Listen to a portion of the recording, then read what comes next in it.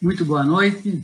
É uma satisfação estar aqui na Universidade Estadual de Goiás com vocês e poder trazer algumas contribuições que possam ajudar no processo de reflexão sobre os acontecimentos que estão permanentemente desfilando aí perante os educadores, não é? E com muitas novidades, apesar de estarmos num momento bastante triste, mas que estão acelerando muitas das políticas que estavam previstas para serem implantadas mais adiante, elas estão sendo antecipadas, né? E eu gostaria de refletir aqui um pouco hoje também sobre essa questão de como estas políticas neoliberais estão remodelando e vão remodelar de uma maneira mais intensa o pós-pandemia também, né? E, com isso, explorar um pouco o que é esta proposta sociopolítica, conhecida como neoliberalismo. Não pretendo entrar aqui numa discussão de caráter de ciência política, ciência social, né? Mas procurarei trazer algumas das características desta abordagem, né, para o nosso debate, mas com o foco em como isso chega até o professor, o estudante, né, e quais são as consequências destas políticas que estão sendo implementadas a passo bastante largo, não é? E que potencializam, portanto, ainda mais os problemas que elas possam gerar, não é? Eu gostaria de colocar, pelo menos de início, já 2 núcleos conceituais pelos quais eu gostaria de passar. Um deles diz respeito à questão das transformações tecnológicas que o neoliberalismo está acelerando e que a gente poderia dizer que é uma retomada do tecnicismo que nós já víamos sentindo impactos desde os anos 80 na área da educação, e essa retomada agora vem na forma de um neotecnicismo, mas um neotecnicismo que tem características digitais, não é? E também gostaria de abordar um pouco a questão da implicação sociopolítica do neoliberalismo do ponto de vista da instalação de uma meritocracia no âmbito da educação, com repercussões na formação da própria juventude, na concepção que ele vai construindo de sociedade e de mundo, não é? Então, esses 2 núcleos, eu vou estar passando por eles. Vou também tentar mostrar como é que eles, por que é que eles se acirram agora, né, dessa forma, e aí deduzir também de maneira mais específica quais são as características, tanto desse neotecnicismo digital, como também desses aspectos que eu chamei de meritocracia, não é? Bem, veja, o tecnicismo ele é um conhecido nosso de longa data, não é? De longa data nós conhecemos o tecnicismo. Quem primeiro falou sobre isso foi o professor Saviani. Ele dizia assim: na pedagogia tecnicista, dir-se-ia que é o processo que define o que professores e alunos devem fazer. Mas não só isso, define também quando e como. Esse é o núcleo do que significa o tecnicismo. Se você olhar para as políticas públicas que estão sendo desenhadas, você vai ver que o tempo todo ela está tentando aumentar o grau de controle sobre a relação professor-aluno, ora sobre o professor, ora sobre o aluno, ora sobre a relação, né? E ela vem se desenvolvendo. Isso o professor Fabiano dizia lá em 1982, 83, né? E já em 90, nos anos 90, nós começamos a sentir uma maior intensidade do neoliberalismo no Brasil, né? E isso dá um salto. Esse neotecnicismo, esse tecnicismo que aparenta, não é, com esse núcleo, aparece com esse núcleo, ele dá um salto porque ele introduz um controle desde fora que aumenta o grau de controle sobre o que alunos e professores fazem, quando fazem e como fazem, não é? E esse aumento da intensidade do controle é medido pelas avaliações censitárias de larga escala, que começam a ser feitas nas escolas e, portanto, vão definindo a própria dinâmica interna da avaliação, né?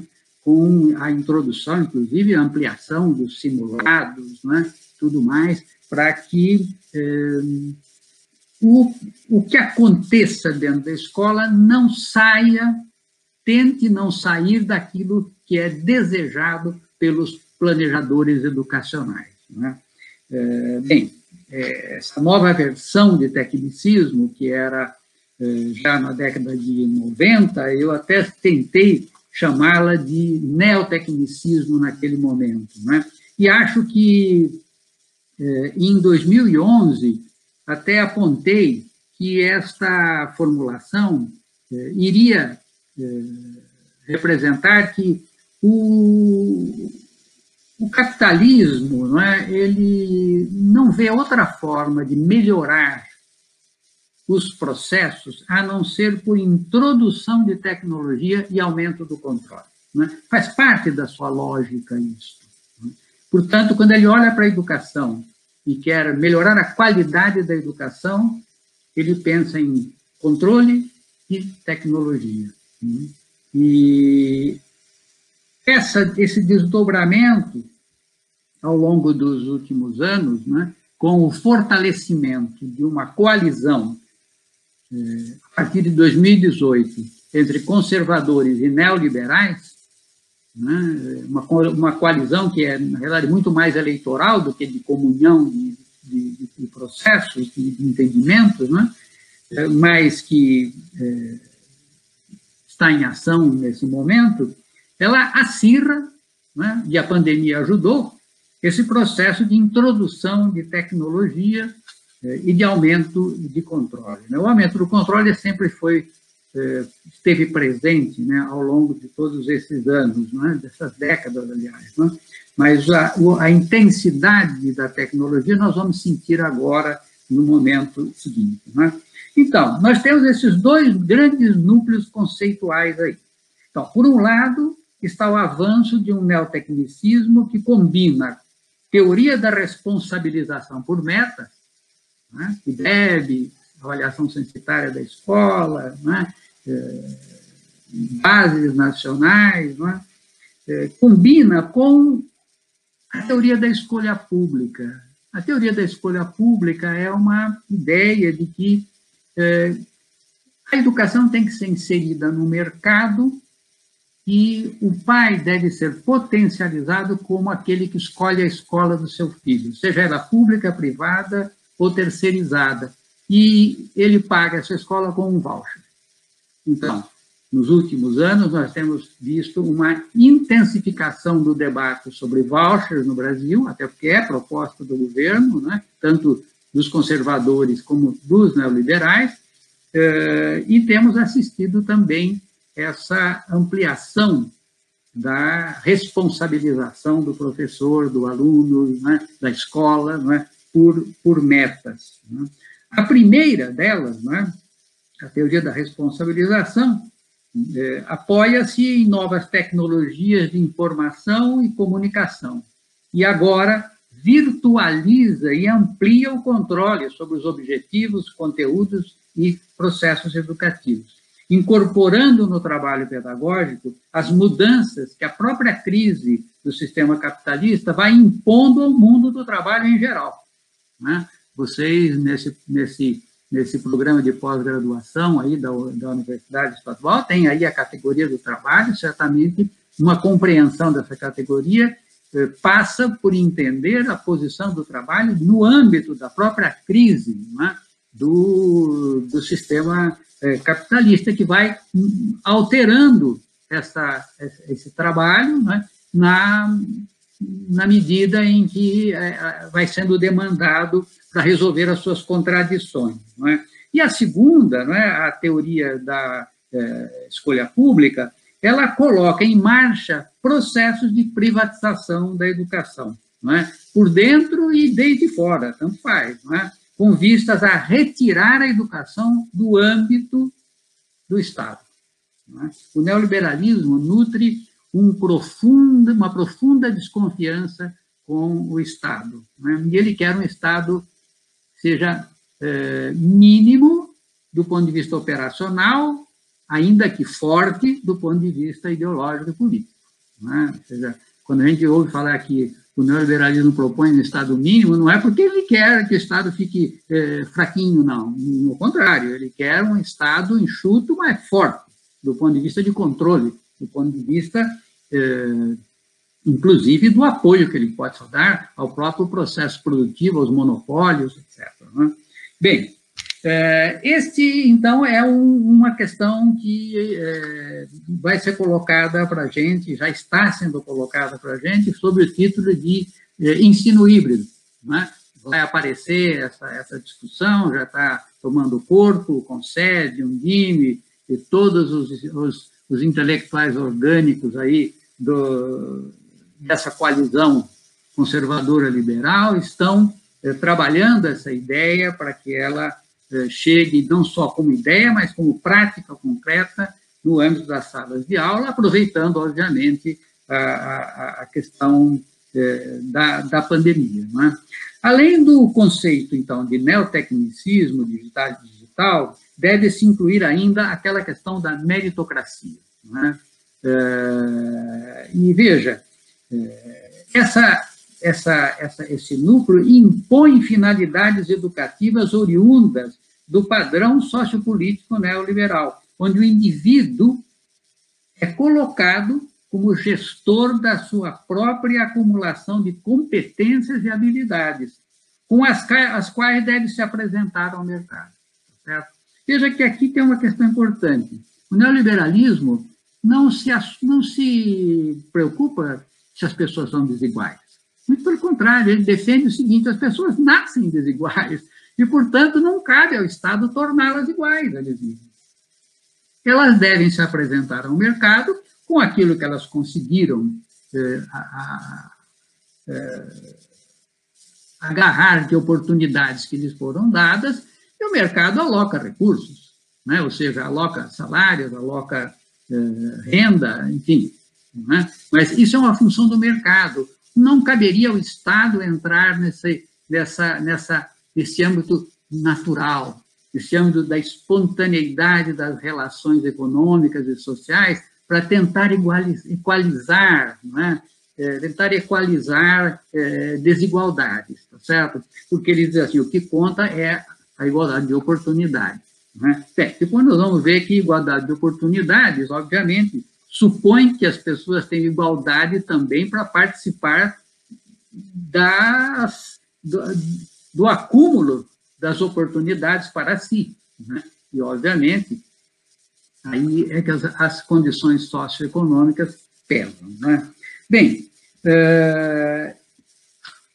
esses dois movimentos, então, né, o neotecnicismo digital e o padrão meritocrático, né, eles têm a sua unidade dentro da própria crise em que o capitalismo se encontra. Por quê? Bom, o capitalismo está em crise desde da época de 1970, e se retrocedemos um pouco mais, lá em 1900 e na saída do século passado, no finalzinho do século passado, século XIX, começo do século XX, ele estava numa crise brutal. E é aí que emerge o neoliberalismo, né, como forma de pensar um jeito de retirar o capitalismo daquela crise. Isso dá uma melhorada depois da Segunda Guerra Mundial, de 45 até 70, mais ou menos, né? Mas aí entra-se, aprofunda-se novamente num processo de crise que ele não saiu mais até hoje, não é? Depois de 40, 50 anos dessa retomada da crise aí, entende? E nesse processo, né, de aprofundamento da crise, é que, então, se consolida o neoliberalismo e se consolida estas visões que eu estava comentando com vocês, ou seja, essa proposta de se fazer uma espécie de salve-se quem puder. Né?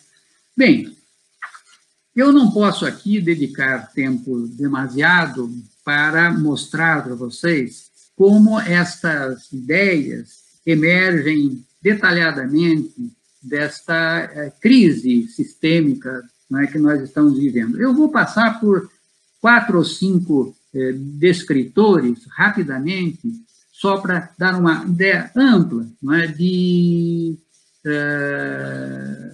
uma ideia ampla de como, né, essas coisas estão relacionadas. Né? Veja, eu diria assim, uma primeira dimensão do agravamento da crise, que é advinda da própria natureza do sistema capitalista. Né? Note, vários autores no passado, Schumpeter e Wallerstein e outros, já indicaram que o capitalismo não vai ter problemas porque ele fracassa. Ao contrário, ele vai ter problemas porque ele é bem-sucedido para os seus objetivos, que são quais? Né? Acumular de forma ampliada, ou seja, acumular sempre de forma crescente, né? Mais dinheiro, mais lucro. Olha, veja, nenhum sistema social aguenta, nenhuma sociedade aguenta ser demandada permanentemente a ampliar, né, os benefícios, os lucros, sem que se explorem tanto os seres humanos como o próprio ambiente da natureza. Porque não tem fim isso. É da dinâmica dele. Né? E estamos atingindo limites perigosos nessa empreitada que não tem fim. Então, essa é uma dimensão importante da crise. Embora você tenha alguns bilionários que, de vez em quando, se preocupem com a natureza, eles são poucos, né? E não conseguem convencer os outros, né? Ou seja, os outros 90%. Então, nós vamos ter aí um problema grave, não é, com essa característica que tem o sistema. Não é? O segundo elemento diz respeito à crise da própria geração do valor. Não é? Há problemas aí com relação a salários, ou seja, se você sobe o salário, você diminui o lucro. Mas aí, se você diminui o salário, você também compromete o mercado, as pessoas, para comprar no mercado. Então, também isso cria outro tipo de problema. Há questões mais estruturais, que eu não vou aqui examinar, mas que dizem respeito também a uma queda tendencial nas taxas de lucro, por conta da própria forma como se estabelece o sistema capitalista. Se você pegar os últimos 100 anos, né, e medir o lucro que foi produzido aí pelas grandes corporações, pelos principais países, digamos, que estão nesse processo mais desenvolvido do capital, você vai notar que há uma queda constante no quanto se consegue gerar de lucro, né? E isso tem a ver com processos de introdução de tecnologia que retira pessoas também do processo produtivo, né? E com isso você vai criando relações complexas que obrigam o sistema capitalista a estar permanentemente intensificando a exploração do trabalhador, baixando os salários, não é?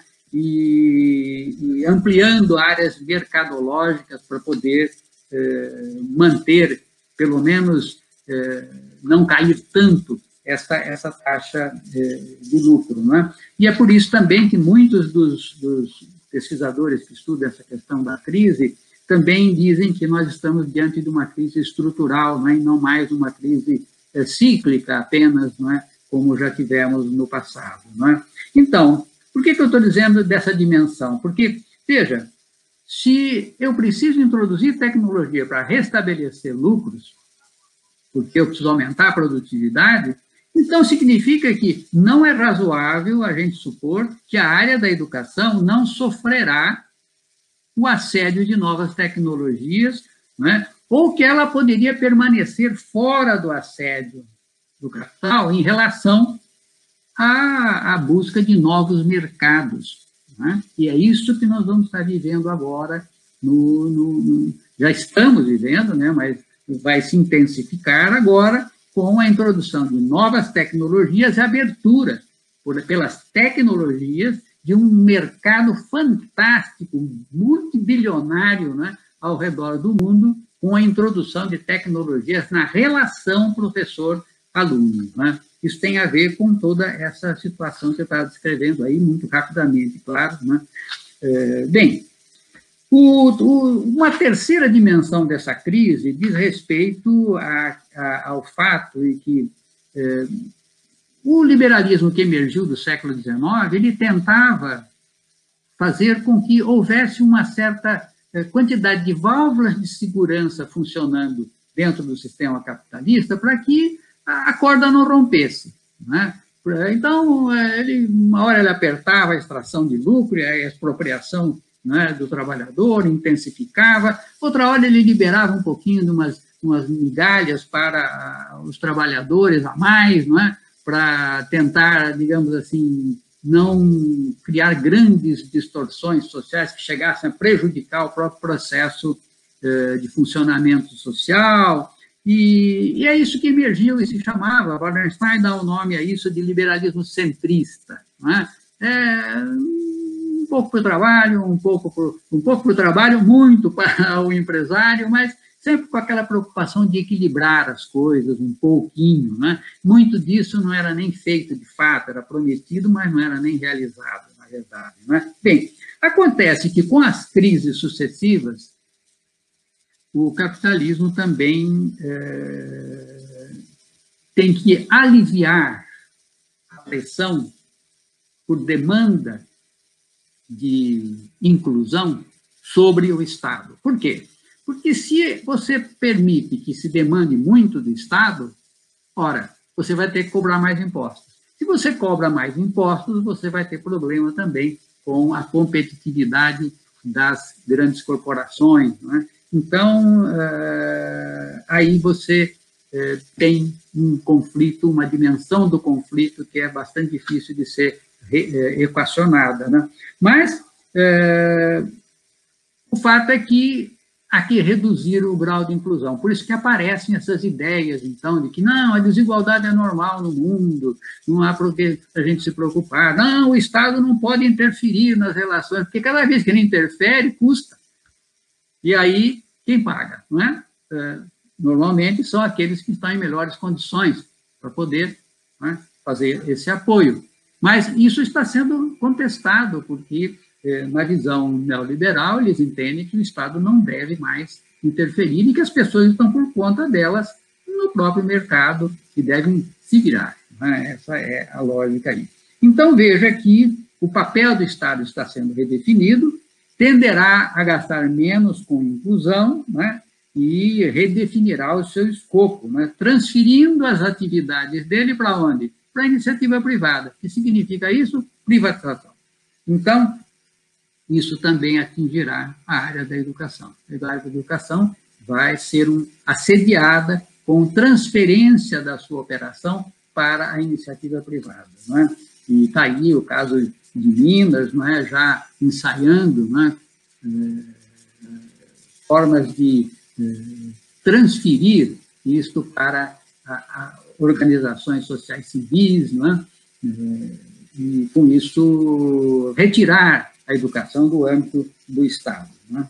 Bem, a quarta dimensão que eu queria citar diz respeito a um aspecto que já foge do controle do sistema capitalista. É a crise global ecológica, né? Onde nós já passamos do tempo já de tomar medidas. Né? Portanto, isso é um agravante fundamental da gente levar em conta nesse momento, porque as outras dimensões que eu mencionei, o capitalismo joga para frente, tem um monte de mecanismos contrariantes que ele põe em cena para empurrar com a barriga essa crise, mas chega na crise ecológica, a coisa pega, porque aí nós já passamos do tempo e é onde o capitalismo se nega hoje a ser eficaz, né? Ele que gosta de eficiência, mas nessa matéria de controle da ecologia, ele prefere que o dinheiro do Estado seja gasto na infraestrutura para ele, não é? Seja gasto na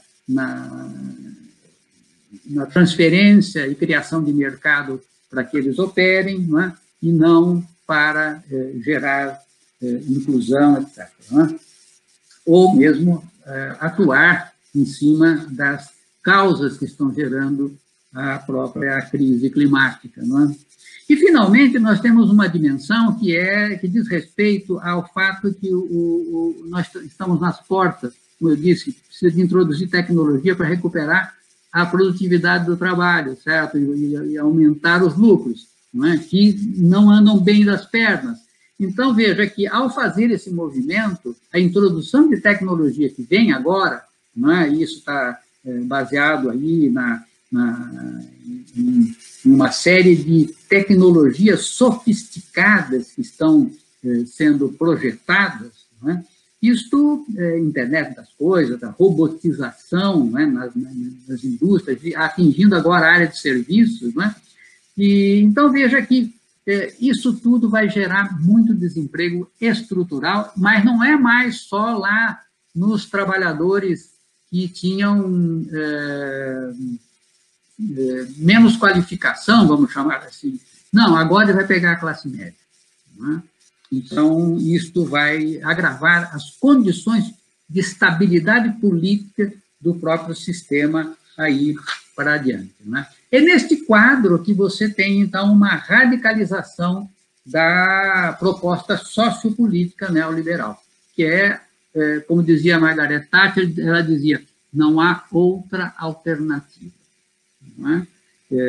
Ou seja, de fato, o capitalismo não tem outra carta na manga, a não ser empurrar com a barriga as crises e implantar as políticas neoliberais. Não é? E isso ele está desde os anos de 1970 do século passado e as coisas não conseguem ser controladas. Ele não consegue ser bem-sucedido nessa tarefa nos países centrais, onde ele já está há mais tempo, e nem mesmo nos demais, onde ele chegou mais recentemente. Não é? Enfim, juntamente com esse acirramento, a radicalização das políticas neoliberais, você tem também, isso que nós estamos sentindo hoje aqui também, que é a radicalização das vertentes do conservadorismo, não é? Que encontram um campo muito fértil, porque, note, quando há uma crise, há uma desestruturação e as pessoas se sentem com medo, elas não querem muita novidade, elas vão ficando mais conservadoras, não é? mais cautelosas, não é? No que fazem e no que pensam. Então, elas estão muito predispostas a essas ideias mais conservadoras também. Não é? Bem, eu queria agora examinar o impacto, né, desses dois núcleos conceituais, né, que têm origem na própria crise do sistema capitalista, né, e ver como é que eles estão, de fato, sendo pensados do ponto de vista da política educacional. Né? Vamos ver, então. Eu separei alguns elementos aí para a gente ir elencando. Primeiro, o projeto neoliberal em curso quer romper o contrato social que até agora previa compensar pela inclusão social as mazelas da exploração do capitalismo, responsáveis pela desigualdade social. No lugar disto, propõe induzir na formação da juventude, ou seja, através das escolas, a lógica da concorrência e da meritocracia, estabelecendo que, de agora em diante, cada um é responsável por si mesmo, hegemonizando outra justificativa social, né? Ou seja, a justificativa da meritocracia, entendida como uma hierarquia social construída pelo acúmulo de mérito pessoal. Ou seja, quanto mais mérito pessoal eu acumular, mais eu subo na escala social, certo? Isso atende à necessidade de ter mão de obra flexível, né? Em condições de ser adaptada permanentemente às necessidades das crises contemporâneas, né? E, claro, você acumula competências e habilidades, né? Um portfólio de competências e habilidades, veja que não é mais educar as pessoas, dotá-las de um portfólio de competências e habilidades que permita lidar com as demandas de um trabalho mutante, não é? Cada vez menos existente, não é? E também, claro, com os efeitos que isso gera na vida social. Não é? Esse contrato neoliberal, contrapondo-se a uma visão social de liberdade, privatiza a liberdade como um fenômeno pessoal e individual, não sendo relevante se as demais pessoas são ou não igualmente livres. Nega-se a liberdade como um fenômeno social, coletivo e emancipatório. Como consequência, nesta visão, não há sociedade. O que há é um conjunto de indivíduos jogando o jogo da vida. E como todo jogo, tem ganhadores e tem perdedores, não é mesmo? Frente às crises constantes do capitalismo, as possibilidades crescentes de desemprego e subemprego, né, o projeto permite também, aí está a pegadinha, né, que as elites blindem os melhores e mais significativos postos de trabalho para si mesma, né, criando uma exigência meritocrática que somente elas, as elites, reúnem as devidas condições econômicas para competir. Markowitz faz uma brilhante análise sobre os Estados Unidos e mostra como isso está acontecendo dentro dos Estados Unidos. Né? Com isso, você restringe a mobilidade social, porque eu coloco condições que são meritocráticas e só a elite é que tenha condições sociopolíticas de chegar lá. Né? Os demais ficam pelo caminho. Né? Enfim, além disso, né, questiona-se a democracia liberal, argumentando que a política deve ceder lugar a um gestor imparcial, né, como diz Marilena Chaui, né, como forma de resolver todos os problemas. Né. Este gestor deve ser tecnicamente e deve agir sem influências de demandas populares. Né. Por essa via, vislumbram caminhar em direção a uma espécie de utopia da democracia meritocrática, né? Sonho acalentado pelo capitalismo desde a Revolução Francesa, na verdade. Né? Enfim, esta é uma questão que a gente precisa deixar claro, porque nós vamos precisar contrariar isso lá na escola. Né? Essa visão de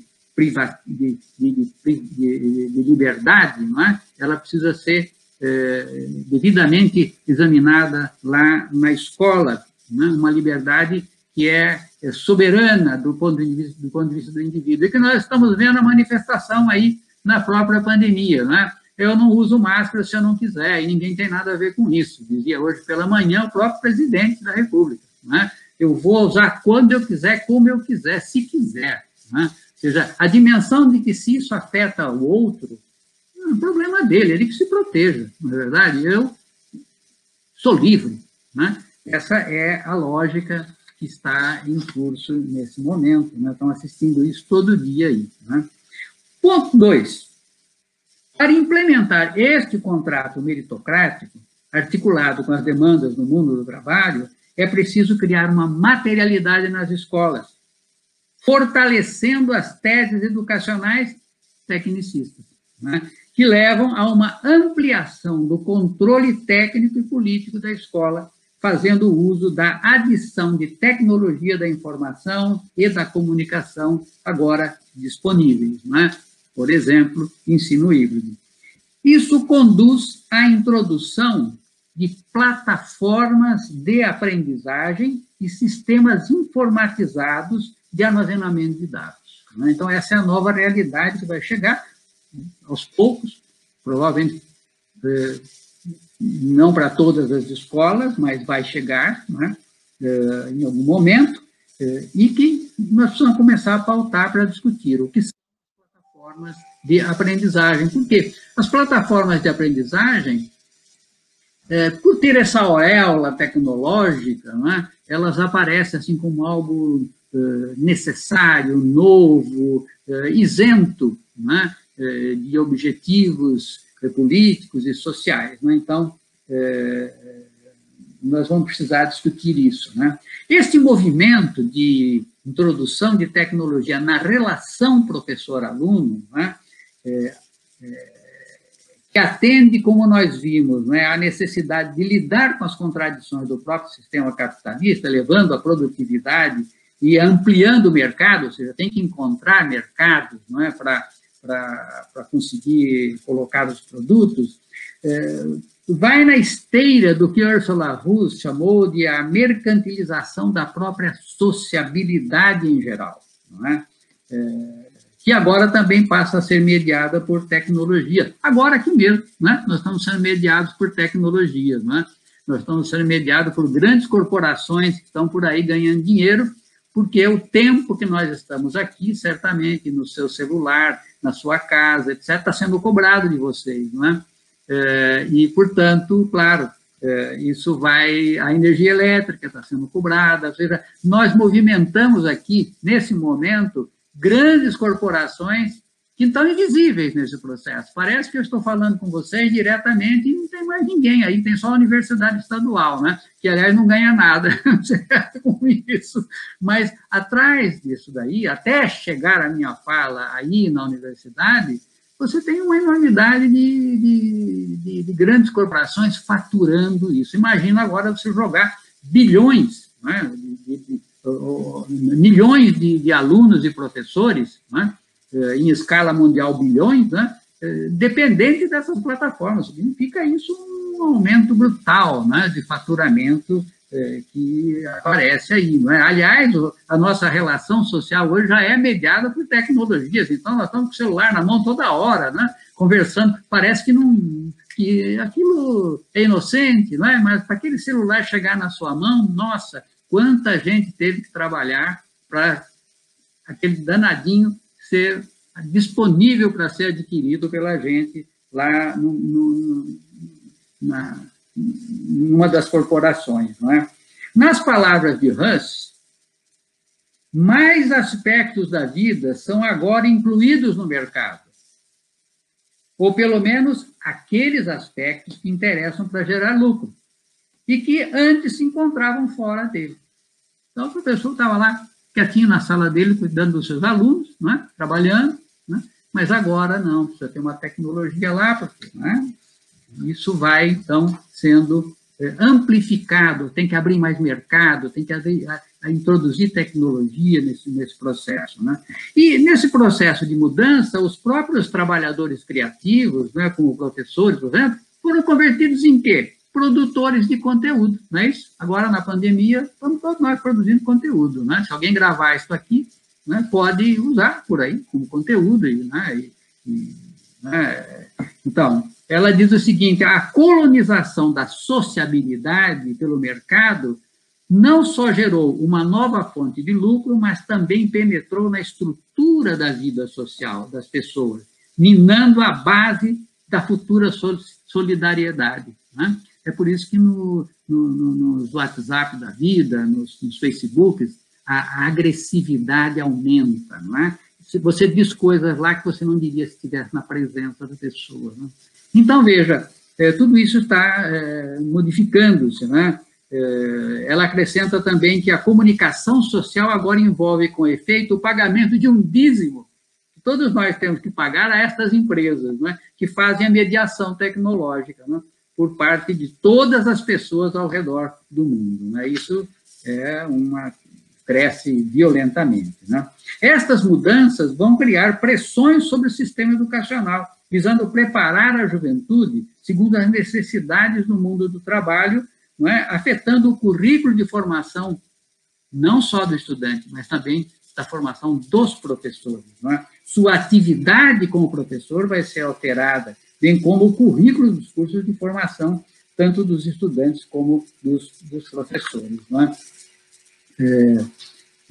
E para garantir o alinhamento do sistema educativo a essas novas demandas, as escolas são colocadas agora sob maior controle das políticas educacionais, que as responsabilizam por metas, que são previamente estabelecidas, né, e são submetidas a sistemas de avaliação e credenciamento nacionais, né, organizados para controlar de fora para dentro as instituições, né, sejam do ponto de vista de quanto o aluno aprendeu, seja da própria instituição que forma professores, né? Então, aí os cursos de pedagogia com deliberações novas, né, que restringem a formação a estas necessidades, né? A 2019 já está aí pronta, né?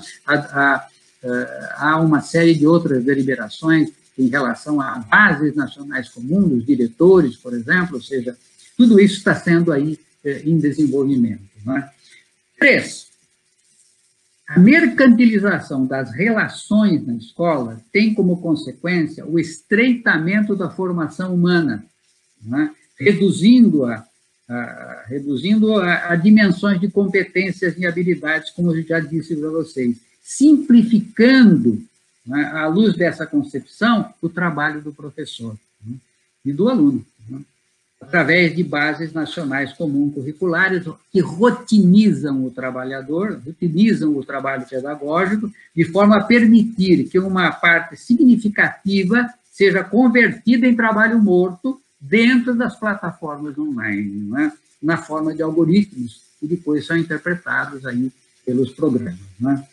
Do ponto de vista do conteúdo, de seus métodos e tempos, o alinhamento retoma o tecnicismo, ou seja, a hegemonia do processo e da técnica sobre o professor, privando-o de autonomia. O que está em jogo é isso. O professor e o aluno estão sendo privados da sua autonomia no âmbito da sala de aula. Este controle, como nós já vimos, estava presente, né, nos anos 80, ampliou-se nos anos 90, né, mas agora ele vem numa forma de plataformas de aprendizagem, portanto, de uma forma de um neotecnicismo digital. Né? 4. A padronização curricular e alinhamento do ensino estreitam a formação dos estudantes e restringem a atuação do professor, mas levam o quê? A desqualificação do professor.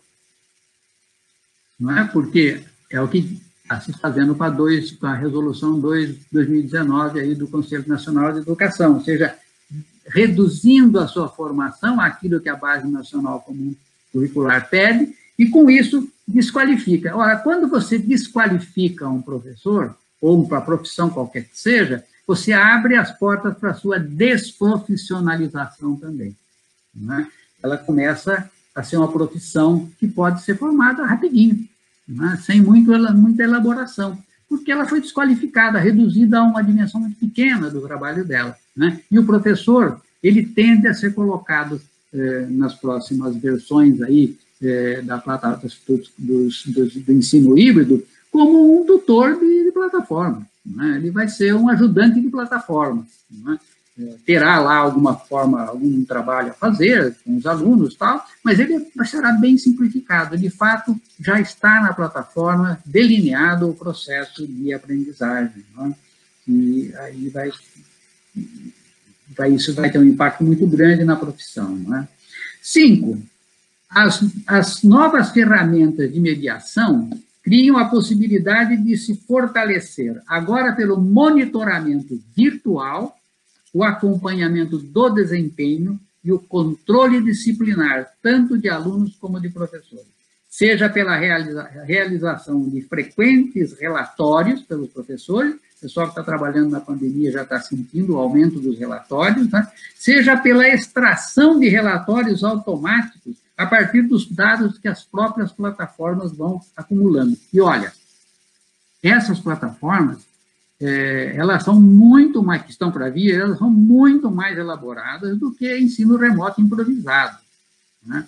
Então, elas vêm muito mais aperfeiçoadas e vêm com uma característica fundamental, as plataformas. Ela vem com avaliação embarcada, como eles costumam dizer. A avaliação do estudante já está dentro da plataforma. E essa avaliação vai monitorando o estudante a partir de trilhas de desenvolvimento que estão contidos dentro da plataforma, né? Então, um aluno entra numa plataforma e ele pode ir mais rápido, ir mais devagar, precisar de ajuda do professor, né? E precisar de um material impresso para ler, precisar de um vídeo adicional, tudo isso a plataforma controla e vai modulando, né? Vai permitindo que ele possa avançar de maneira diferenciada. O que acontece aqui? Claro, o aluno que tem melhores condições socioeconômicas, né, ou por algum outro motivo, culturais, ele avança mais rápido do que os demais. E, ao avançar mais rápido que os demais, ele é submetido também a novos desafios. Que aquele que, por o motivo que for, anda mais lento, não terá acesso, porque é adicional. Então, você tem aí a desigualdade entrando dentro agora da própria plataforma de aprendizagem, né? E quando o aluno engasga mesmo, que não avança na plataforma, então ele é remetido aí para, provavelmente, um trabalho com o professor, etc., né? O que já em si discrimina esse estudante, né? Enfim, isso está em andamento, né? Agora, o controle é possível à distância, acabando-se com o âmbito privativo da relação professor-aluno na sala de aula, né? Antes estava sob a autoria dos dois, agora não, tem um software, uma plataforma que comanda isso. O conteúdo dessa relação, antes, que o professor tinha, agora foi expropriado, mercantilizado e posto sob controle virtual, e mediado por tecnologias, não é? Uma série de controles, portanto, são potencializados com a acessibilidade imediata ao processo de ensino que ocorre no interior da sala de aula. O grau de controle é muito maior, portanto, né? Mais um aspecto. A criação acelerada de um mercado educacional, combinada com a redução do papel do Estado, abre um campo enorme para a iniciativa privada ir assumindo o lugar do Estado, né, na educação pública. Isso implica em uma indução ao mercado educacional, primeiro na forma de contratos de terceirização das escolas e depois pela introdução de vouchers. Por estes, os recursos públicos podem ser repassados, né, através de vouchers, né, diretamente aos pais, para que eles escolham a escola que desejam para os filhos em um mercado de produtos e serviços educacionais, né, todos mediados pelas grandes corporações faturantes, né. Veja, então, né, ao longo do tempo, o desfinanciamento da escola pública, porque o voucher pode ir para qualquer escola, certo? Privada, inclusive, né, afeta drasticamente a qualidade da escola pública. E, claro, isso realimenta a ideia de que, então, é preciso privatizá-la mais ainda, né? Enfim, estas são consequências que nós já temos nos países centrais, né? Já temos no Chile, que é o laboratório neoliberal para a América Latina, né? Enfim, há inúmera literatura sobre isso, examinando as consequências negativas dessas políticas educacionais que estão sendo colocadas em prática, não é? E veja que isso é um movimento global, é uma reforma global da educação que está afetando todos os países, porque, obviamente, a crise do capitalismo afeta a todos também, e a solução que está sendo posta em prática é a solução neoliberal, né? Agora, uma reflexão final aí sobre essa questão da introdução das plataformas nas salas de aula dos professores, né?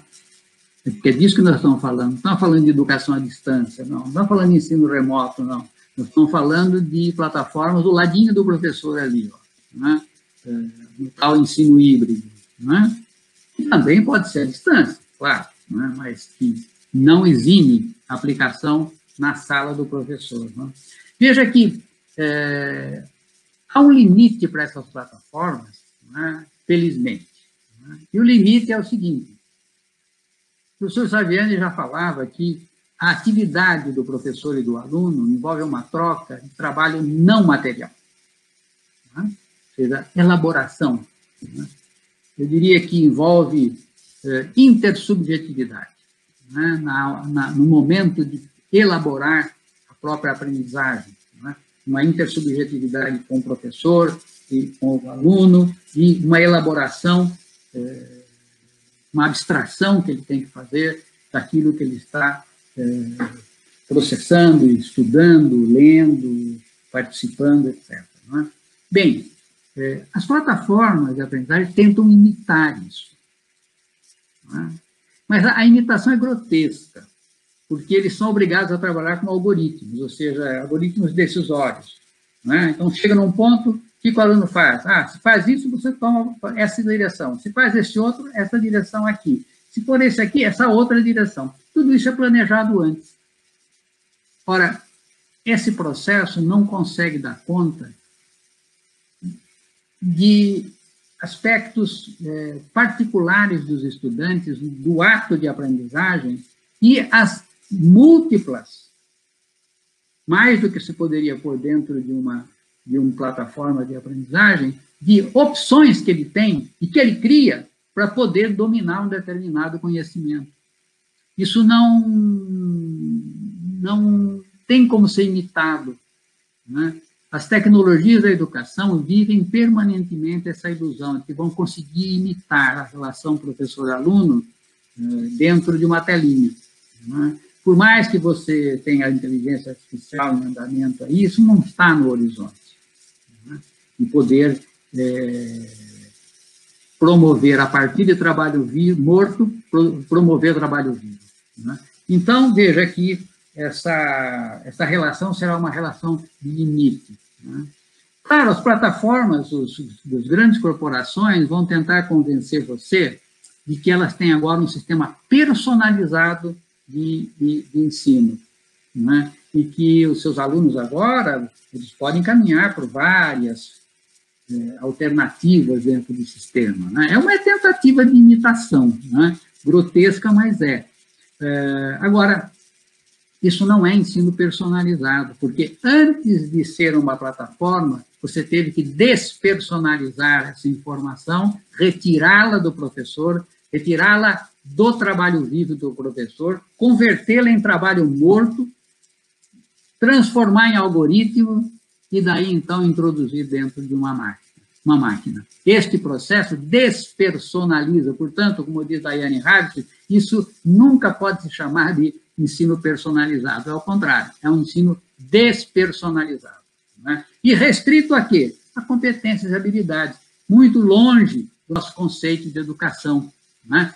Então, o nosso conceito de educação, ele é amplo, ele é ampliado, né? Ele passa pela formação política, afetiva, cultural, artística, né? E também cognitiva, claro, mas é muito mais que tudo isso, né? Portanto, aí nós teremos que lutar para que haja, não é, uma ampliação do conceito de formação humana que estas plataformas pretendem reduzir no âmbito das escolas. Mas nós vamos ter que brigar para que o conceito de formação humana seja pleno, que ele passe por várias áreas de formação e não se restringam exclusivamente às tais competências e habilidades que podem ser medidas numa prova que é feita em escala com os nossos estudantes, né? Porque é isso que é a competência, né? A competência é um pedacinho de conhecimento e uma situação que é apresentada e que o estudante tem que demonstrar nela que sabe, né? Aquele pedacinho, né? E isso é muito fragmentário, né? E é muito instrumental, essa visão de educação, né? Então, essas plataformas de aprendizagem terão, portanto, os seus limites, né? Vale a pena também enfatizar o seguinte: a ideia das bases nacionais comuns, elas vêm porque elas acham que a garantia da oportunidade que se dá para os estudantes, né? Eu já comentei isso, né? As bases nacionais, elas são muito restritas, né? E, portanto, essa ideia de que você agora, com as bases, então, deu a oportunidade para todos aprender aquilo que era necessário para se movimentar numa sociedade, como eles gostam de dizer, do século XXI, né? Ela vem marcada por essa redução, esse estreitamento curricular, né? E vem marcada também por esse fato de que, para você conseguir agarrar as oportunidades, você precisa ter as condições socioeconômicas, não é, culturais, para poder avançar, né? E sem equalizar as duas coisas, coisa que, obviamente, não se quer fazer, né? Porque as pessoas são entendidas como tendo oportunidades que elas devem agarrar e se virar, né? Então, obviamente, nós estaremos ampliando as desigualdades sociais, ampliando a segregação por raça, por gênero, como já acontece em outros países, e isso é extremamente preocupante para a nossa sociedade, né? Agora, nós precisamos chegar aos pais. Nós precisamos ter uma conversa com os pais, né? E mostrar a eles. E a academia, um programa de pós-graduação como esse, que vocês estão aí desenvolvendo, iniciando na Universidade Estadual de Goiás, ele precisa estar atento a esses movimentos que vão acontecer nas escolas que estão aí do lado de vocês, para que vocês possam estudar esses aspectos, né, e teorizar sobre eles, inclusive mostrando as implicações danosas que esses projetos, que esses programas vão produzir em alunos, em professores, etc. Os pais precisam saber disso, né? Não só sabermos o que está acontecendo aqui do lado da gente, né, e pesquisar as consequências, mas trazer também aquilo que já está posto na literatura internacional. Como é que essas grandes corporações agem? Elas contratam pesquisa e produzem o que eles chamam de evidência empírica, que dá suporte para as ideias deles. Só que, ao fazer isso, eles afastam toda a evidência contrária e ficam só com a evidência que favorece. Então, aparece lá na frente que essas ideias, essas políticas são muito produtivas, são muito boas para os estudantes, para os professores, etc.